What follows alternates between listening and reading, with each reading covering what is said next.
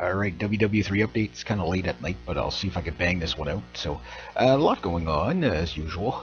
This time it looks like China's heading warships to the base of Tartus in Syria to basically, I guess, back the Russians. Exactly what they're going to be doing is, I don't know exactly how they're going to be doing this, whatever, but they're there anyway. So I guess the Chinese, they have to get involved at some point too, because remember the U.S. war against Iran is really the next stepping stone. After that is China, right? Because I mean, the U.S. pretty much has Pakistan in its grip. So,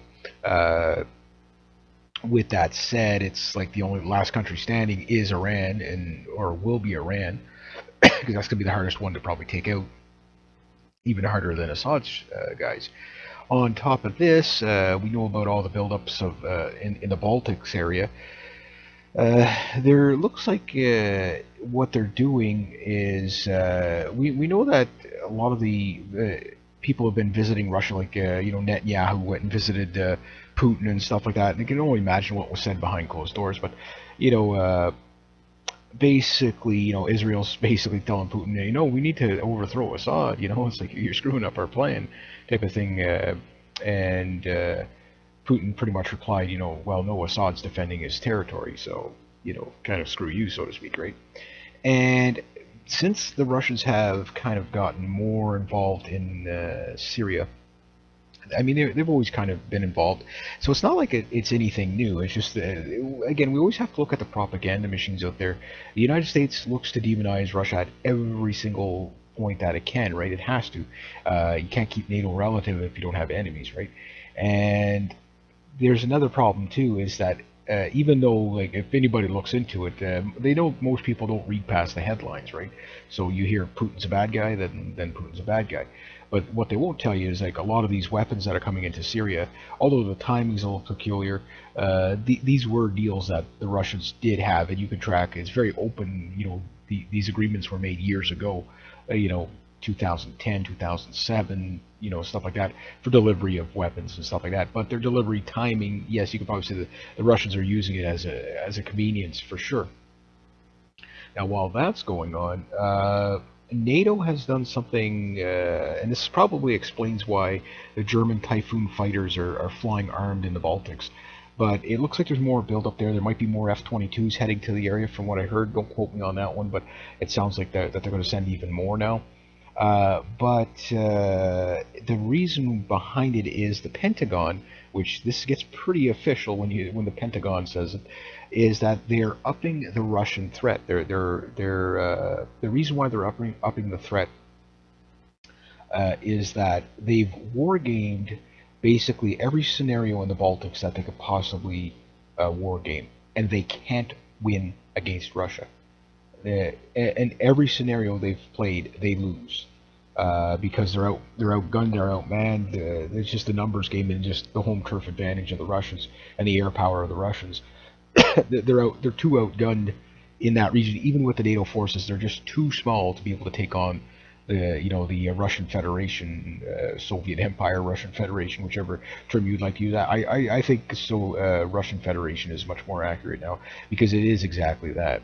And the thing is this tells you a lot about NATO, how it's a good idea to a point, but how nihilistic it can be if you get, rile up areas to provoke war in an area such as the Ukraine, which was, done deliberately by the United States. I know a lot of people think that the Ukraine was taken over, for the women and children and the good of democracy and the EU and all that, but it really wasn't. It is, they do plan on having a war in Eastern Europe.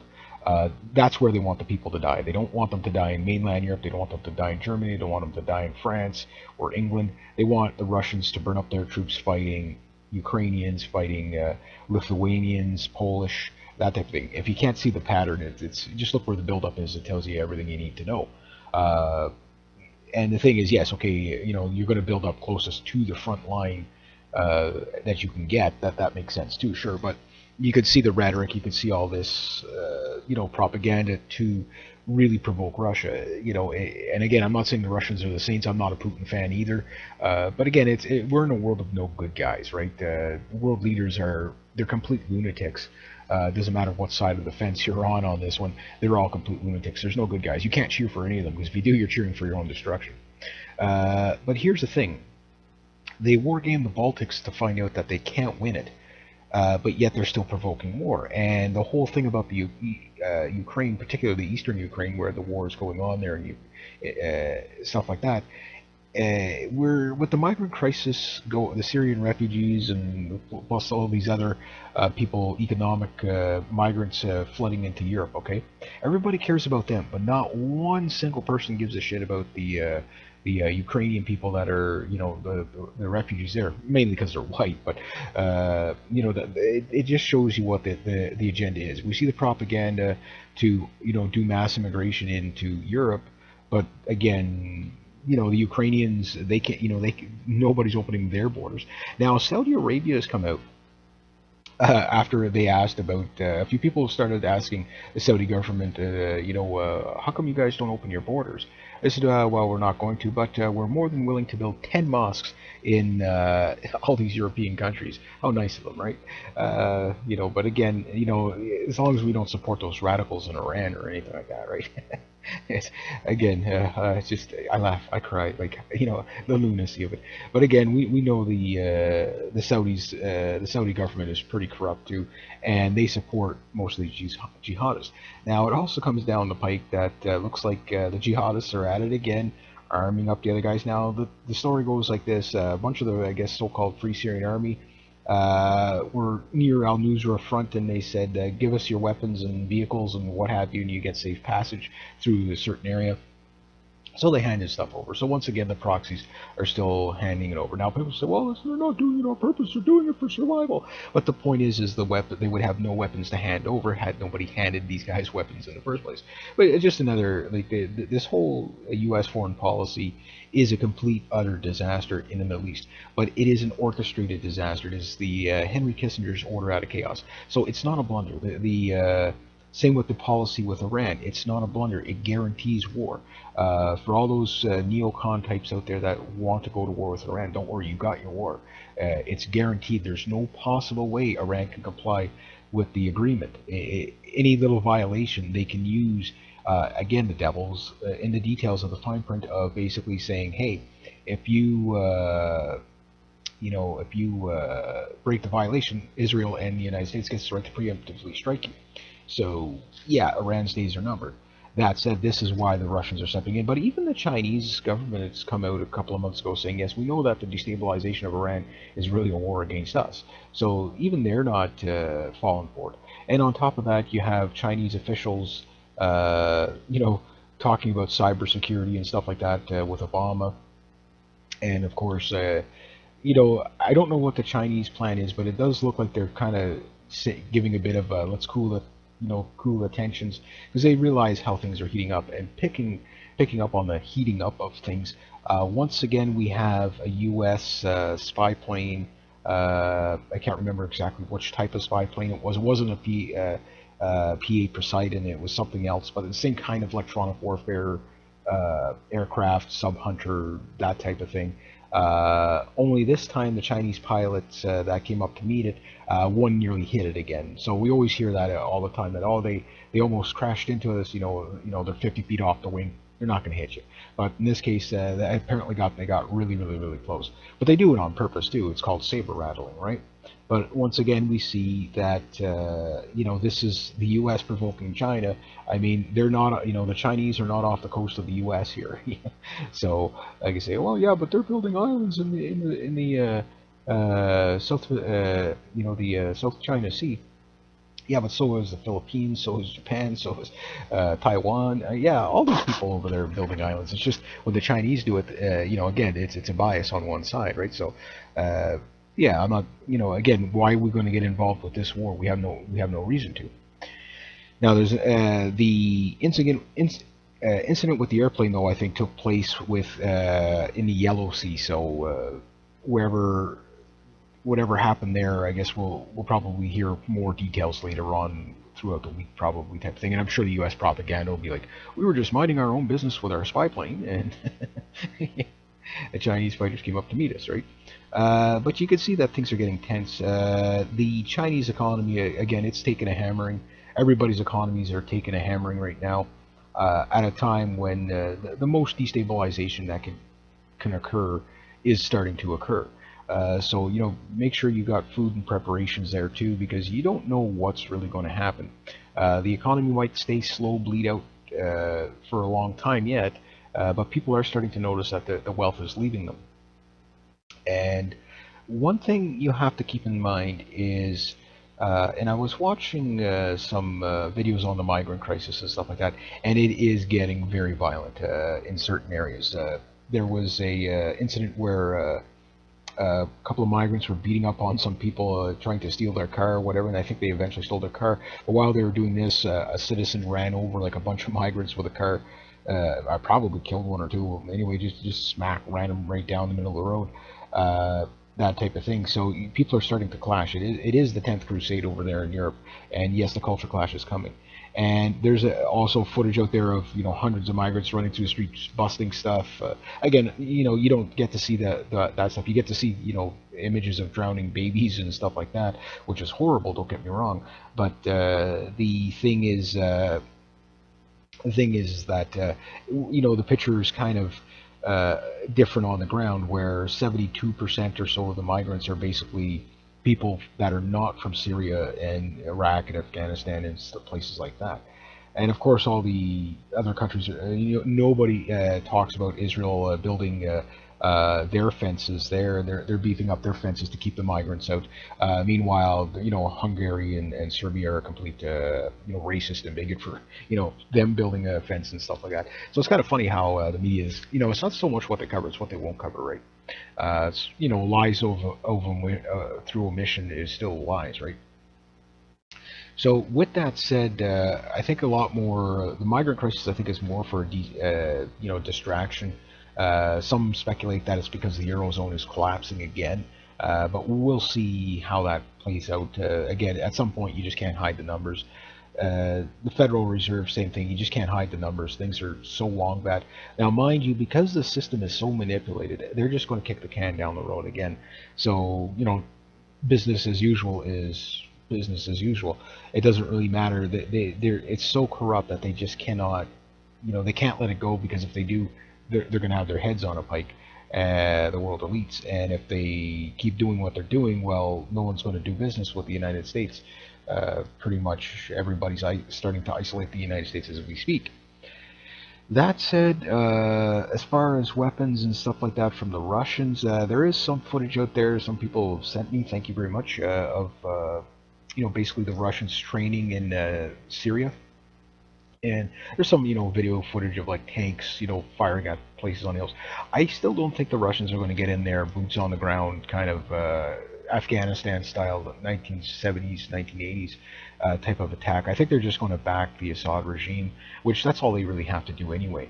And it looks like there's more and more people kind of politically jumping on the bandwagon of, yeah, I guess we're going to have to back Assad. Like, we can't talk about beating ISIS without Assad, because even Assad's troops, which is the best people there, in my opinion, to actually take out the ISIS guys, because they understand the dialect, they understand the people, they understand the region, they're from there. That military is the one that should be backed. Now, that said, at some point, again, Russia did kind of play this bit of a trump card again. Consider it the ultimate veto to Iran, or the biggest cattle rustling, competition in world history, where they're trying to rustle all the jihadists to one area of the country or the other. So the Russians are going to try to drive the jihadists out of Syria, using Iran and the Syrian army. They're going to back them to do that, which will drive them either right into Israel, which will be very bad for Israel. Hence why I believe Netanyahu went and had a chat with Putin, because he knows it's going to Israel's days are numbered anyway. I mean, they've just made way too many enemies. You can't go around the world with the idea of Zionism, which is a supremacy movement, and expect the world not to respond to it. They've got no friends. Same as Saudi Arabia, they've got no friends. When they get thrown under the bus, and they will be thrown under the bus, meaning Israel and Saudi Arabia. It comes to the question, does the rest of the world go to war for these two countries? And I don't think that's going to happen anytime soon. Uh, the American people, yeah, there are some that they're Zionist followers now. They'll do anything for Israel because Israel can do no wrong. But they're kind of few and far between. Although, if you were to listen to the mainstream media, you'd think every single person on the planet wants to protect Israel, but most people don't give a shit about it, right? So it's like it's not our place. It's we don't even need to be in the Middle East in the first place. So that's the way people are. I think the general consensus. So trying to prop up a war, it's going to be impossible for them to get support. It's not even whether Obama or the other guys out there support war in Israel. All the neocons pretty much do will support anything Israel does. But the thing is, the people don't. The people don't want another war. They definitely don't want to. They don't want another banker war, and they don't want another war for Zion, right? So it's it is what it is. You have to call it out for what it is. People can call you racist, bigot all they want, but it's okay. Well, prove me wrong. Next to that, House Speaker John Boehner, uh, basically, I think he was tearing up basically after the Pope's speech. If you didn't catch any of the 3 day long coverage of the Pope's speech there in the Congress, and anyway, John Boehner quit, so he stepped down. It's like they were trying to fire him, but he kind of said, you can't fire me, I quit, kind of deal. So what that's about, who knows? Some are speculating he knows something that others don't. Kind of like when Janet Yellen left, kind of the weird things that she said. But even with that, it is kind of one of those things that, take it with a grain of salt. I mean, the guy's in an impossible situation too. He's just, he's just as bad as Obama, for compromising to the wrong side, and these guys always do the wrong thing. It doesn't matter who they are. The difference is Obama's much more of a psychopath, and he doesn't care. He's going to get his, his golf games are covered for the rest of his life, so he doesn't care. And you could tell Obama's pretty much on cruise mode there now anyway. And also keep in mind, I mean, he's just a puppet, right? So, he'll do whatever he's told, and he's already done his job. So some people might argue, okay, Obama is either the most incompetent president in U.S. history or the most accomplished at destroying the country in U.S. history. So it's there's a couple of ways you can look at it. With that said, yeah, we are nearing the time of the blood moon. I don't know if it's tonight, tomorrow night, the next night, whenever it is. And from making this video, but we'll have to watch out and see if something kind of catches. And also, it looks like the United Nations once again wants to find a way to censor the world's internet, and establish guidelines, that type of thing. So the United Nations, is really, I think, is a catalyst for a lot of this stuff.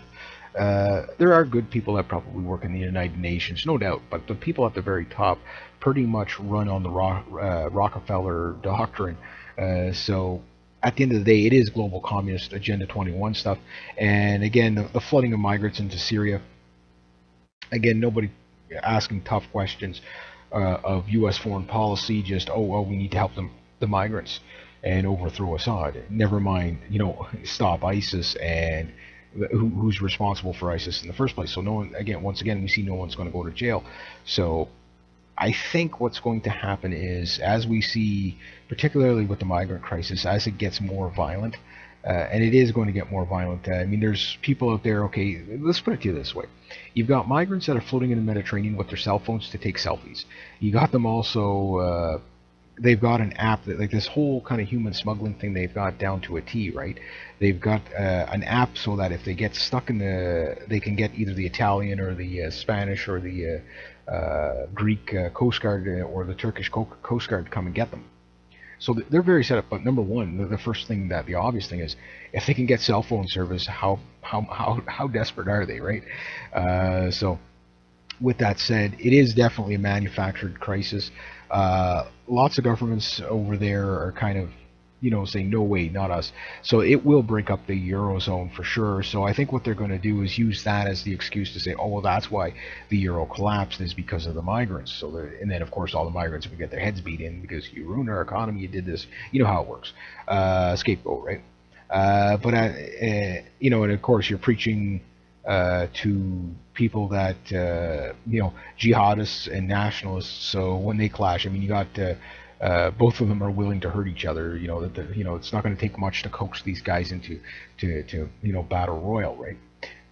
So with that said, we'll have to keep an eye on where that goes to, because it's just going to flare up all over the place, all throughout Europe. Again, call it the 10th Crusade. Just watch for like 20,000 people in the middle of the streets just beating on each other with lamps and baseball bats and knives and guns and whatever have you. It's going to be complete utter chaos. Molotov cocktails are going all over the place. There's people, I think, in Lithuania where not Lithuania, sorry, Finland, where throwing Molotov cocktails at refugee buses and stuff like that. So people don't want them there, right? That said, there are legitimate refugees for sure in the batch, but they're the minority in there, and a few people have been killed. Well, I don't know how many people have been killed so far, but a few people have been killed for sure. It's a pretty desperate situation for some. And then, of course, there's the leftists out there who thinks they're the do-gooder types. I was watching one group in France were making meals for the migrants, and some of the migrants were actually refusing the food because it wasn't their type of food for the religious or whatever, religious purposes. So there was that, and then of course just something that you need to take note of is how desperate these people are getting. Is that whenever they do drop off food, they just ransack. They just all rush the vehicle and just ransack it and take everything. It got to the point where they were trying to speed away, and there was people in the back just throwing boxes of food out. So now, mind you, some of these people are crazed hungry too. I mean, again, some of them are very legitimate. So you go a couple of days without food, you're going to be pretty moody. That said, apparently Saudi Arabia has a whole bunch of tents out there for migrants, but they're not letting any migrants in, so they have enough room for. They make it look good. Again, I don't know what they're gonna. It's kind of why set up the tents if you're not going to use them. But they got something like 800,000 tents that are not available, but they're all empty. But anyway, yeah, and of course all the other countries, have their doors closed. So only Europe is the taking the sucker punch on this one. But again, people are really mad at the leaders right now. Over this migrant crisis. Again, the mainstream media would make it, again, and it's not that I don't have any compassion or like that. I do understand there are people there that need help, but these people should be rounded up, put into internment camps until you can figure out who they are. Then, figure out which ones are legit, which ones are not. The ones that are not legit, send them back to country of origin, the ones that are, okay, see if you can help them if you can. But again, it comes back to the very first question. Why is nobody questioning U.S. foreign policy? Now, if you look at the alternative media, and I'm not even just talking like Russia today, but all over the place, yeah, everybody else but the mainstream media is talking about this is a product of U.S. foreign policy, where by overthrowing consecutive governments, Saddam, overthrowing Gaddafi. Yes, these guys were tyrants. There's no doubt about that. But they could have worked out a deal with their militaries to just hand these guys over. In fact, the Iraqi Republican Guard was prepared to hand over Saddam Hussein until George Bush disbanded them, which then let the country fall into decay. Now, the Syrian army could have probably done the same thing with Assad if they would have worked out a deal, but the Syrian army now is loyal to Assad, so because again, they know who armed these ISIS guys in the first place. And something like 72% of Syrian refugees are like, yeah, there was these jihadi groups were pretty much U.S. made, right? Of course, you won't see that on the mainstream media, and of course Europe too. Like they've again, we can track it back 2010 and stuff like that when you had Francois Hollande and David Cameron out there, talking about how need to arm the Free Syrian Army, and people need to go and fight against Assad and stuff like that, and go do their duty and stuff like that. We'll support you. Next thing you know, oh no, we didn't arm him, we didn't do it. And then of course John McCain has his picture taken with all the major leaders of all the jihadi groups there, his best friends. And of course, even Joe Biden, in the, pretty much spilled the beans and said exactly what, how they did it. They took money from the CIA, they got it to Saudi Arabia, and then from Saudi Arabia they sent weapons to arm these jihadi groups from Libya. And Libya was a staging ground. That's why they overthrew Muammar Gaddafi, so they had a staging ground for these jihadi groups. Make it easy for the jihadis to make it to Libya, and then from Libya they just flood right into Syria. Again, herding cattle, right? So with that said, I guess I'm going to wrap this one up kind of short because I don't have a lot more on here. I know there's some stuff I'm forgetting, but yeah, we'll have to watch and see, what geopolitical stuff is going to be played out. I think the next couple of weeks, especially up here in North America, whenever the weather starts getting cold, economies really start to slow down. We got an election going on here. It's about 5 weeks away from the election, but I think what we're going to see is some pretty phenomenal, crazy stuff in the markets and stuff like that. So with that said, who knows what other crazy stuff we're going to see around the world, but just the idea that things are really tensing up. We're still a long way, I think, from something bad happening, but there's always that black swan event again. Aircraft's getting close to other aircraft.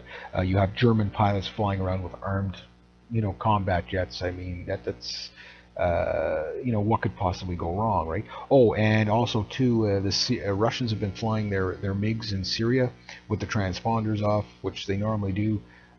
Fly with the transponders off. So does the NATO aircraft, but this is basically to avoid radar detection and more importantly, avoid getting shot down, right? Because they are over a war zone. So they've come close to a few airliners already. So yeah, it is what it is. So anyway, I'm gonna leave it at about that. So if you like this kind of content, and you'd like to support the channel, there's a link down below. Thank you so much to everybody who has. Maybe get some food and some clothing and stuff like that you don't wear anymore. Send it out to a homeless shelter. Maybe pay it forward, help some people out. Next to that, rate, subscribe, share, comment, like. Be true to yourself, be true to others. Always do the right thing, and have yourselves a great day. Eh?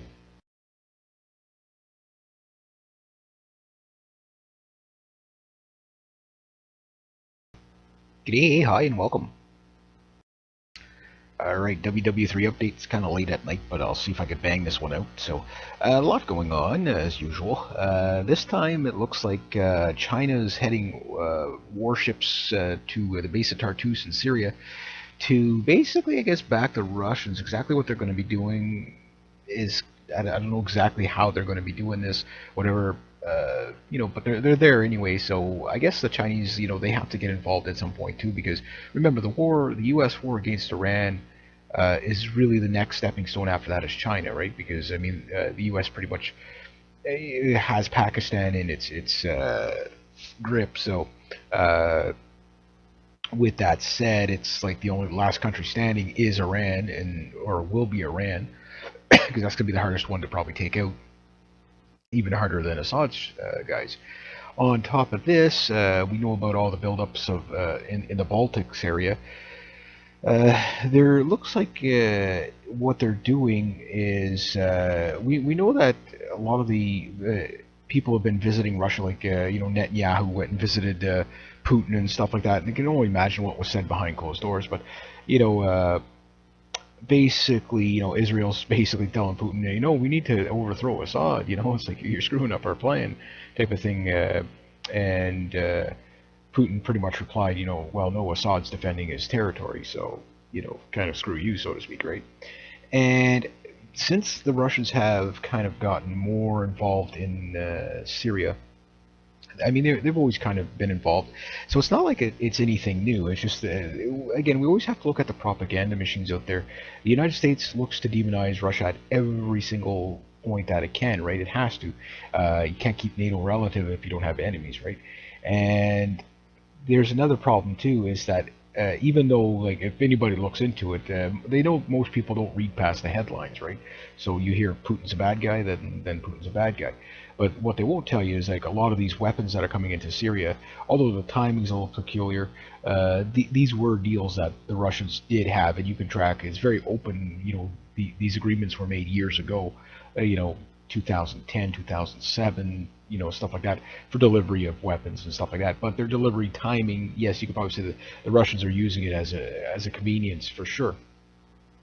Now, while that's going on, NATO has done something, and this probably explains why the German Typhoon fighters are flying armed in the Baltics.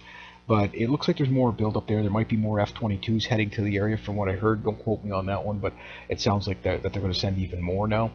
But the reason behind it is the Pentagon, which this gets pretty official when the Pentagon says it, is that they're upping the Russian threat. The reason why they're upping the threat is that they've war gamed basically every scenario in the Baltics that they could possibly war game, and they can't win against Russia. In every scenario they've played, they lose because they're outgunned, they're outmanned. It's just a numbers game and just the home turf advantage of the Russians and the air power of the Russians. They're too outgunned in that region. Even with the NATO forces, they're just too small to be able to take on the Russian Federation, Soviet Empire, Russian Federation, whichever term you'd like to use. I think so. Russian Federation is much more accurate now because it is exactly that. And the thing is this tells you a lot about NATO, how it's a good idea to a point, but how nihilistic